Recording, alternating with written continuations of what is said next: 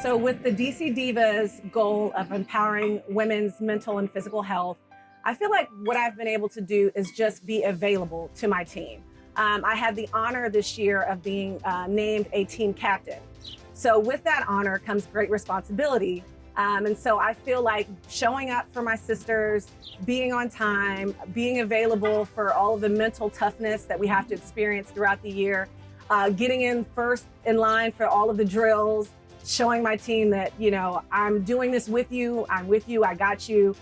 Just being a leader to me is kind of one of the ways that I've been able to show up for my team as it relates to mental and physical health. I think that availability is the best ability, and I feel like I've been trying to show that this year. It is a big goal to empower female athletes, both mentally and physically. I think that I've supported this goal by sharing and exposing us to the world.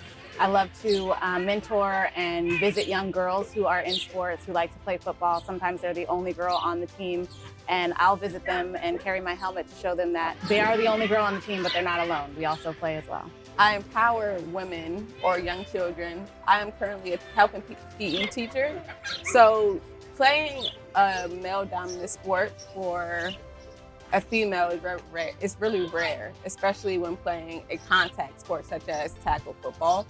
One thing that I do to empower my youth, students, is to let them know that you can do anything you put your mind to, whether it's sport, whether it's school, whether it's anything, a career path. Just if you put your mind to it, you can do it.